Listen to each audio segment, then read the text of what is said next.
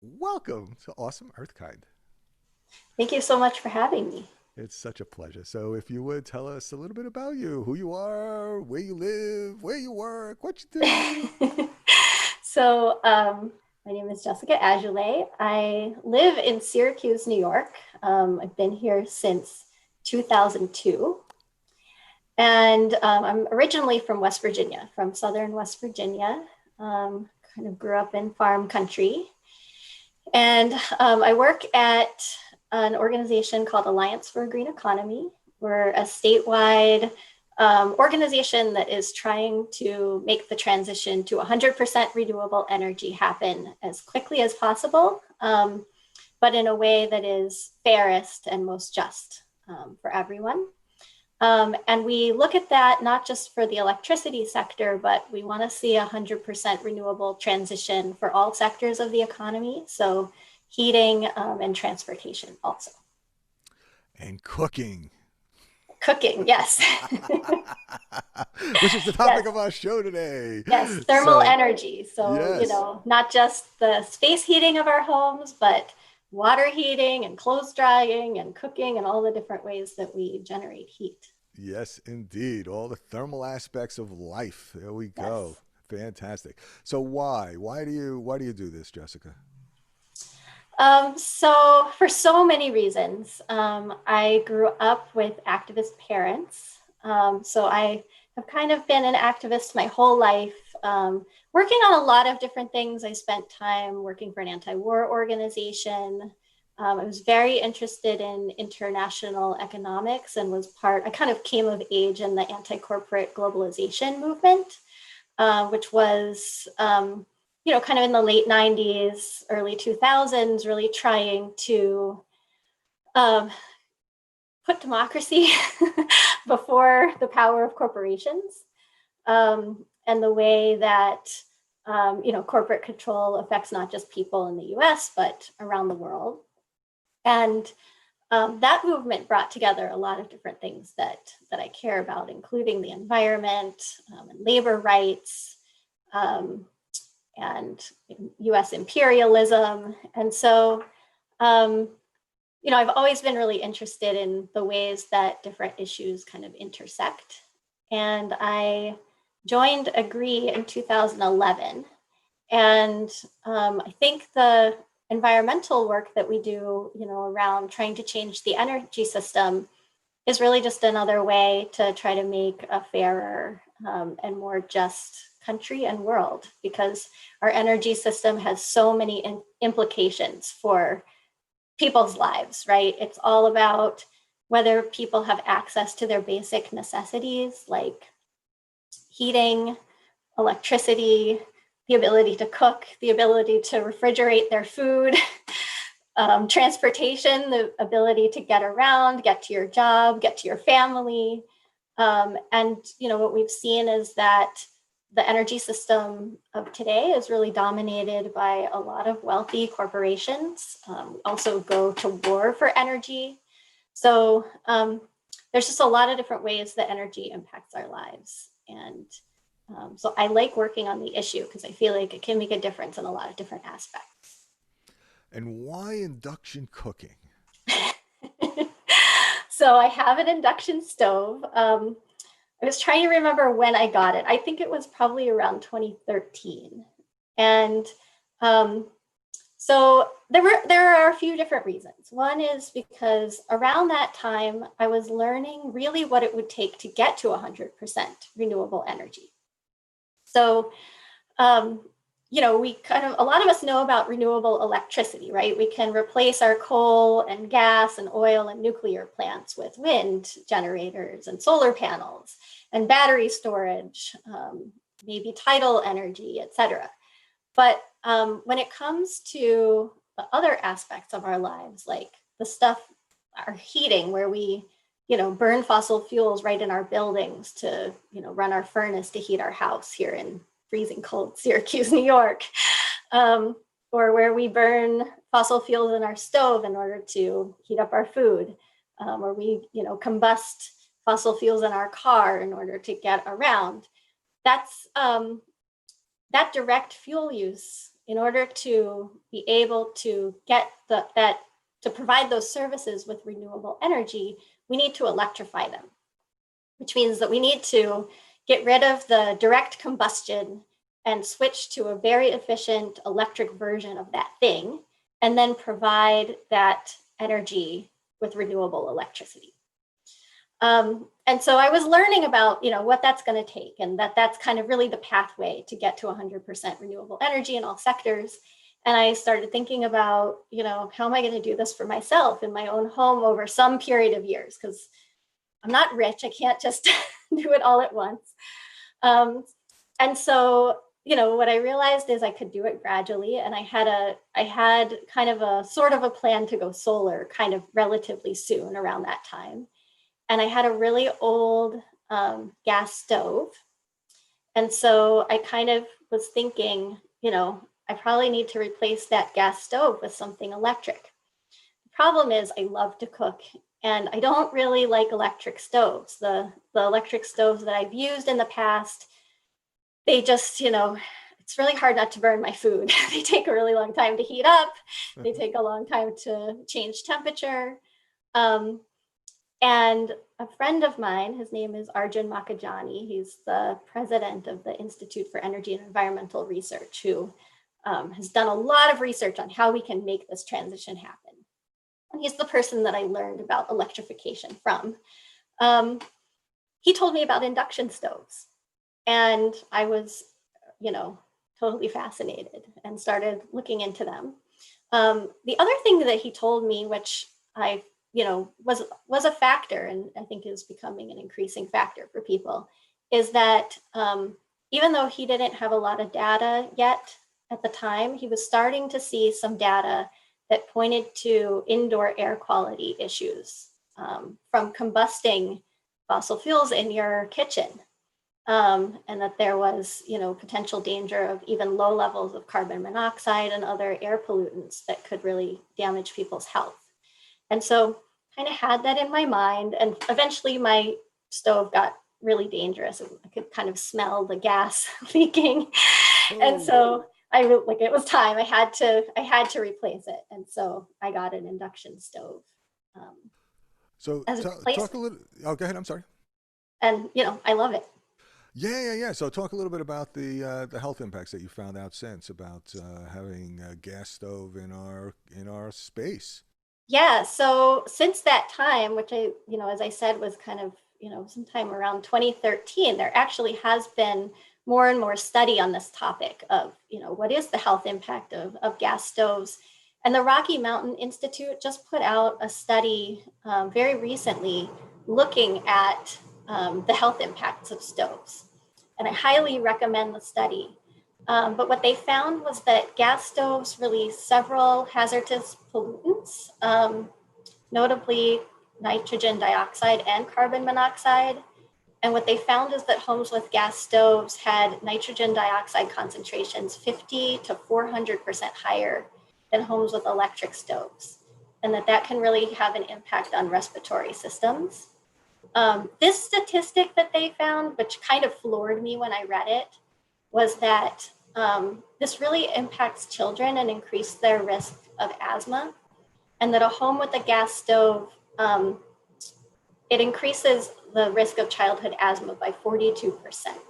And when Wow. I saw that statistic in the Rocky Mountain Institute press release about their study, it just sort of floored me. And it just made me realize, like, wow, we really need to, aside from the climate impacts and the necessity that we have to get off of fossil fuels as soon as possible in order to save what we can of this amazing planet that we live on and the ecosystems that we absolutely depend on in order to survive, there's a very immediate impact on children from burning fossil fuels in the home.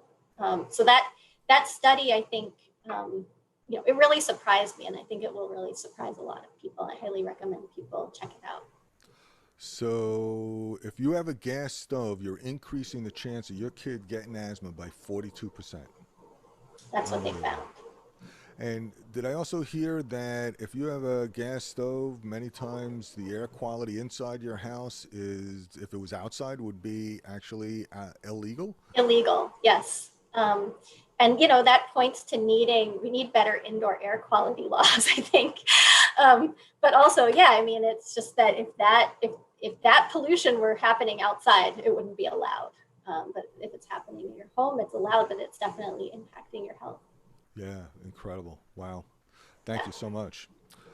So, how do you think it's going to happen? I mean, how do you think that people are going to start moving towards induction cooktops? Because it's not, little did I know that it's not an induction oven, silly me. It's actually an induction cooktop, is what it really is. And the oven itself actually still winds up being electric. So, just a standard electric kind of heating coil, right? Yeah. Whereas the cooktop, tell us, how does this, what is an induction How does it cooktop? work? Yeah, how does it work? Okay, well, I'm not a physicist, so I probably can't describe the science, but from what I understand, instead of burning something to make heat, or instead of heating up this electric element that you would see in a traditional electric stove, the stove cooktop actually makes like an electromagnetic connection with your pot. And that connection between the top of the stove and your pot generates the heat. Um, and so, what's great about induction stoves is that they're very efficient. They're a really efficient use of energy, and they heat up and cool down very quickly. You get a very responsive heating experience because you can change your temperature almost instantly when you change the setting on your stove. Um, and you can boil water really fast. You can put things at very, very low consistent temperature if you're just trying to keep something barely warm, or trying to melt chocolate that you don't want to burn. So they're really great to cook with. And then the oven itself, if you buy a range like I have, comes with a cooktop and an oven, and the oven itself is just an electric oven, and it works great. They also sell just the cooktops, and they also sell just small kind of induction burners, so you can get just one burner. Or I guess we shouldn't call them burners anymore because they don't burn anything. um, but you were kind of asking how I think this transition is going to happen, and I think it's going to be different for different people. I think one thing is that we need to get the word out, right? So I really appreciate you doing this show, because a lot of people don't know about induction. If you go to a store to buy a stove, they might have an induction stove. I've definitely seen them, but I usually see like maybe one or two, and then the rest of the stoves are fancy gas stoves, or your standard electric stove. And so even though they're popular in other parts of the world, they just haven't gained a lot of popularity or visibility here yet. So one is people need to learn about them. Another is that we need to educate people about the health impacts of gas stoves, and also the climate impacts, and the path to renewable energy of trying to however you can electrify everything. And then I know for some people, they'll start out small because maybe they can't afford a full range, or they can't afford to replace their stove right now. And so, a transitional way to do it is to just buy one burner and to just cook on that burner when you're just using one burner. So I know people who have done that, and they're very happy with that approach. And then if they need multiple burners, they'll use their gas stove or their electric stove. So I think the transition will be different, for different people. It was an investment. So the induction stove at the time that I bought was more expensive than replacing my gas stove or buying a standard electric stove. It's kind of considered a premium product, I guess, because it's so cool and so great to cook with, but also because I think we just haven't, hit a scale of producing them. I also, I was kind of picky about my stove, so I went for a slightly more expensive model, but I think in general they're more expensive or they were when I was looking at them. So that's a factor, right? We need to get the costs down. And the other investment I had to make was I cut the gas line to my kitchen. I mean, I didn't do it. I paid someone who knows what they were doing to come and disconnect the gas line and make sure that was all safe, and then to run the right voltage of electricity to my kitchen to plug the stove in. So that was a little bit of an additional cost. So, it's something that people need to think about if they're thinking about switching to an induction stove, is to think through how they're going to get the gas line out of their kitchen and how they're going to run the electric that will be needed for the stove. Those the 1-burner ones, you can just plug into any outlet. So that can be a really great, solution. So, okay, so an induction cooktop or induction range is probably 220-volt then, so you're looking at higher voltage as opposed to a gas stove where you would have it on 110, 120-volt, but then you got gas. And what you did is you got rid of the gas, which is great, so now you don't have that hazard, you don't have that flowing into your house, you don't have all the bad, nasty things going on, which is awesome. Yeah. So, okay. One more gas appliance down, and hopefully there will be more to come. There you go. So, if you were to say the pros and cons of an induction versus gas versus an electric. Yeah, so I've talked about some of them. I think the cooking experience is really great with the induction stove because of how quickly it can boil water or heat up and how responsive it is to temperature change. Another thing that I noticed that I didn't expect was by removing the combustion from my stove, I now, like when I heat up my pan and I put a little olive oil in my pan, I can actually smell the moment that olive oil warms up, because I don't have any gas fumes or any combustion happening. So I just think it's like a cleaner cooking experience. And I find that now when I go back and I cook on a gas stove, if I'm in someone else's house, I don't really like the experience, because even if it's not a leaky gas stove like mine was, I can smell the gas. Yeah, and having not smelled it for a very long time, it hits me right in the face, and I notice it. I think so. Those are the pros. I think one of the things that you have to know about them is that you can't cook with any pot or pan on the stove. So you have to use something that will make that magnetic connection with the cooktop. So you need to use pots that a magnet will stick to the bottom of. That was actually how I went shopping, and how I go shopping for pots and pans now. I take a magnet with me so I can see that it'll work. Make sure that it works. Oh, that's I probably awesome. thought, they're like, what is this woman doing?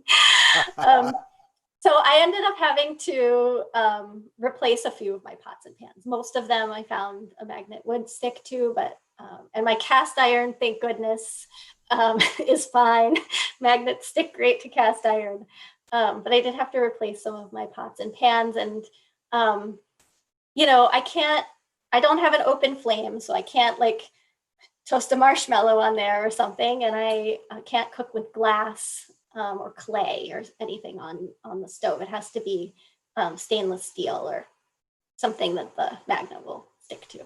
Interesting. Wow. So, what do you think the biggest things people should watch out for and make sure they understand if they're going to go buy one of these induction stovetops? Yeah, so as I mentioned, I think just being aware of the electricity needs of the stove, so that you're prepared to have the right outlet. And either if you have one, great, but if not, you'll probably need somebody to install it. And then to figure out how many of your pots and pans you can keep. Because, that's again, compared to the cost of the stove, it wasn't that big of an expense to replace a few pots and pans, but I could see how that, if I'd had to replace a lot of them, it could have been a pretty big additional expense. If they do take a minute to get used to, it took me a couple of days to kind of get used to the experience, because there's no flame. I had, with the gas stove, I was used to being able to kind of tell the temperature of the flame based on how high it was and what color it was. There's no visual cues at all. The burner doesn't get red. There's just nothing. You can hear it kind of engage with the pan, and then you kind of watch. You can put your hand over it to feel how hot it is, or you watch the water start to boil. But learning on my stove, it has a temperature scale from like 1 to 10, and it goes up and down in half increments. So it took me a while to learn, what a 6, how hot is a 6, how hot is a 4, because before I could just look at the height of the flame. But other than that, I think that's all people really need to know. Cool. Very great. So we ask, what was your worst moment in dealing with this technology? If is there any bad moments that you had? I don't think I've had any bad moments with it. Um, I I've never regretted the purchase. Um, I have not had, I mean, I've definitely had some cooking disasters. They were not the fault of the stove. That was operator error. Operator error. Oh well. Yeah. Okay. How about an aha moment where you kind of got it? Yeah. I think the most exciting moments have been, you know, turning it on for the first time and, being kind of nervous. What have I done? I got rid of my gas stove, which I really loved. Um, and yeah, I think watching it boil water so fast, and then, just seeing that and then actually, I think one of my favorite moments was boiling the water like crazy, and then taking down the temperature and just watching the boiling just kind of immediately reduce. Wow. So I don't know. I love to cook, so those things really matter to me. But Yeah, no, it's great. yeah, it Yeah, and so actually, an induction stovetop heats up water faster than gas, huh? does. Yeah, that's a fascinating thing. I'm sure there's YouTube videos out there for people that want to watch the cook-offs, huh? There definitely are. And I also, I love telling people about my stove. I think, um, so as I mentioned, we're looking at a holistic transition to renewable energy. And one of the things that we work on a lot is heating. It's a huge it's a huge contributor to our greenhouse gas emissions in New York is our heating. It's also, where we use the most gas. So of all the gas that comes into New York, about a third of it is used for electricity, and the rest is burned in buildings for heating and hot water, cooking, clothes drying, and some in factories for like industrial processes. And so we do a lot of work trying to help people transition away from heating to away from gas heating or oil heating to geothermal or air source heat pumps, which are another electric technology on the path to electrifying everything. The way we electrify our heating is with these very efficient heat pumps. And they're so cool. They're also kind of like the electromagnetism of the induction stove feels kind of magical sometimes. I think heat pumps are totally magic because they use this free energy from the air or the earth, and combine it with a relatively small amount of electricity to heat without fossil fuels, and then you can run that electricity with renewables. And one of the obstacles that we find as people are thinking about how to do this and if they want to do it, and we're kind of championing it and saying, hey, you can eventually do a heat pump for your space heating and a heat pump water heater for your water, and then you can disconnect your gas from your whole house. And a lot of people say, what about my stove? I love my gas stove. Yep. It's really important. Cooking is really important to people, and people love cooking with gas. And so I love telling people about my induction stove because it really helps them see a path forward to still have a really good cooking experience and get the gas out of their house. And you're saying it's even better, really, right? Yeah, it's pretty great. I I tell everyone who will listen about my induction stove, and I invite people over to try it out. It's So, great. yeah, for anyone who will listen, I'm championing them. Awesome. All right, we're going to enter into the Pulsar round. These are short, succinct, amazing, and mind blowing answers to these questions. Are you ready? I don't know. Let's see. Here we go. What's the best advice you'd ever received?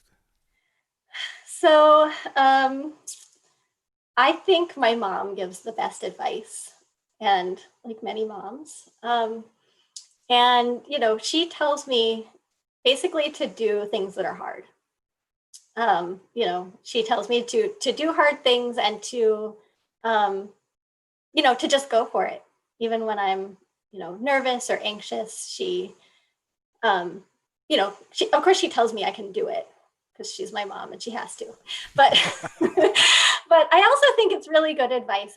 And what I've found in my life is that, you know, there's a lot of things that are hard. I'm kind of a shy person. I don't love to speak in public. I don't, it doesn't come naturally to me to, even be doing a podcast like this, really, because I kind of, can be kind of shy. And, but what I found is that when I say yes to things that are hard, the more I do it, the easier it gets. And I also learn that sometimes it doesn't go as well as I would have wanted it to, and the world doesn't end. And then I can do better the next time. So that practice and that, just saying yes and doing hard things makes those hard things easier. Do hard things and then learn if you don't succeed the first time. Nice. Yep. And learn that the world does not end, if you mess up. There you Keep go. going. Awesome. So is that a personal habit that you would say would contribute to your success, or do you have another one? No, I do. That is a personal habit that I think does contribute to my success. Is I do say yes to things that are hard. Another is I actually, whenever I can, I get outside. I work a lot. I work in front of the computer a lot. I'm on the phone a lot. I'm on Zoom a lot. And I love my work, but I also love the woods. And whenever I can, I go and get into the forest. It's really calming.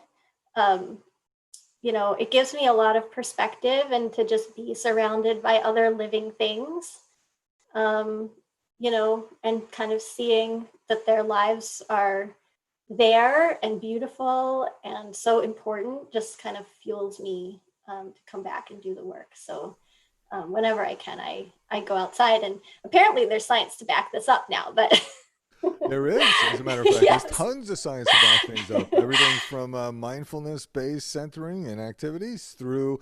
Actually, one of the shows that we covered was on ionization and the fact that when you're out in nature with breathing fresh air, the ion levels are 1,000 to 1,200 or so on the average. When you go by a waterfalls and you get that fresh, energetic feeling by being a waterfalls, the ion levels are up to like 5,000. And yet, when we're in our homes or in any kind of buildings, it's down like around the 100. So dramatically less air quality inside our homes just from all the conditioning and buildings that we do. So air quality is key. And one of the shows that we did was on something called Needlepoint Bipolar Ionization.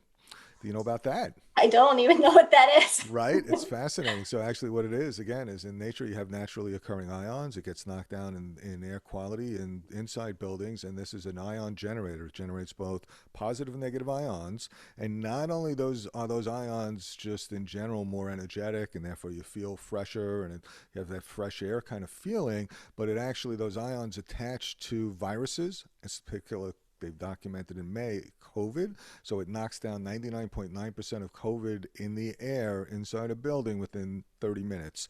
COVID, other viruses, bacteria, mold, mildew. So Wow. ionization technology in a certain, this needlepoint bipolar ionization, it reaches a certain energy level that you don't get ozone and other negative kind of byproducts of an ionization production. But in this particular case, it's really good and healthy for you. And I actually have two in my house because my wife is immune suppressed, so she's always on an anti-immunity, immune suppressed. So anyway, she's got immune suppression drugs, and by having this ionization unit, we give it a little more comfort. And yeah, it's definitely a really neat thing. So yep, you're right. The science is there. Ions are a good thing. They're naturally occurring. Get outside, breathe fresh air, open your windows when you can, and when you can't, you should get an ionization unit inside your facility, inside your building.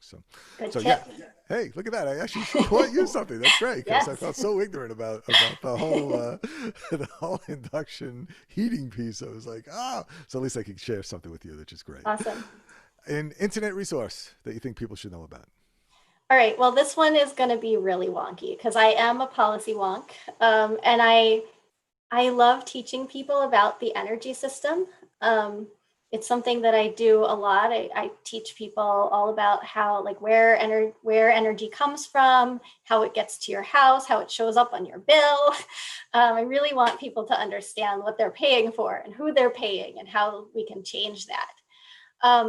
And so I spend a lot of time on the Energy Information Administration website, which is a federal agency that tracks all kinds of energy data. And they recently, I'm not sure exactly when, for their state pages. So, you can kind of type in Energy Information Administration New York. And if you follow, what's probably the top Google link or something, you'll get to the New York page. And they have a map on there where they've basically mapped every electricity generator, I think in the country, but you can see the New York State map there, and you can zoom in and out, and you can really get down and see like what's generating electricity in your area, who owns those plants, how much they generate, what kind they are. And I think it's really great to learn, kind of what's going on in your area. Where's your energy coming from? Where's the pollution coming from? So I highly recommend that resource. Nice. And actually, a couple shows ago, we quoted the fact that the Energy Information Administration has documented now that since, I think, 6 years or even longer, there's been more first fossil fuel plants retired than have been new fossil fuel plants built. One documentation, so that was one piece, which was interesting because even though there's new gas plants being built, there's more coal and gas and oil plants being retired in the country for a number of years, and that there's 3 times as much renewables that have come online in the last year than there have been gas plants. So even though we hear about all these gas plants going up, the reality is renewables are blowing them away. And they also documented that solar is now the least cost energy source both in the country and came out it's around the planet as well. So great resource, EIA. Thank you very much. Yes, I love that website. Yeah, fantastic. All right, a book you'd recommend? Well, this will probably come as no surprise. But I recommend a book that I read about a year ago called The Hidden Life of Trees. Ah. I kind of thought I knew about trees, but I didn't. I didn't know anything about trees, it turns out. And I will never look at or be around a tree in the same way after reading that book and learning how they sense their surroundings and how they communicate with each other and how they build community in a forest. It was just kind of blew my mind. You know Suzanne Hunt from Hunt Mm-hmm. Vineyards? So yeah, so we did a show with Suzanne Hunt, and that was her favorite book too. It was one of the one that she recommends. And, All right, yeah, it's just now a you great really book. got to read it. There we go. Absolutely, no doubt about it. Everyone should read it. So there we go. Nice. All right, WTF or F? Weather time fudge, an extreme weather event that you lived through and tell the tale, or weather time fun, the most fun you've ever had in the weather that you was when you had it. Which would you choose? I guess, well, I'll say that I actually do love going and standing in the rain. Um, but as long as it's not a thunderstorm and it's warm outside. But it is kind of wonderful to go out and kind of take a natural shower, I guess, in the rain. The most extreme weather event I've been in was when I was a kid visiting my grandfather on Long Island. And there was a hurricane. And I don't know how old I was. I was pretty young, but it made a huge impression on me. We had to stay in the basement for hours. And when we came back out, this huge tree had fallen on the neighbor's house. Everyone was okay. But, it just, the earth has awesome power. And, must be respected, I guess, is what I came away thinking. And that, we need to take these extreme weather events, which are increasing more and more due to climate change, very seriously. They're no joke. Yeah, and that's one of the reasons why we do this section of the show is to just help people make that connection and realize that almost all of us have been experiencing more frequent and more extreme weather events, and that it is directly tied to the amount of greenhouse gases we've got in the environment, and it's only going to continue to get worse until we make our transition, and we have to make that transition. So, Absolutely. yeah. And the cost of all of that, it's almost immeasurable. The Millions of cost dollars of of these financial events. costs, horrible human cost. Absolutely, yeah, no doubt Absolutely. about it. Yeah. Yeah, no, for sure. And it's just going to continue to get worse until we make this transition. And even when we make the transition, we got to figure out a way, which is actually Suzanne's piece, is carbon capture with the agricultural system, because that's the most natural way of taking carbon back out of the air, is to enhance our natural ways of doing it with agriculture and trees. Oh yeah, the secret life of trees. Okay, what's the one thing that you're most energized about today, Jessica? So I'm really excited about a piece of our work that's been emerging since 2017.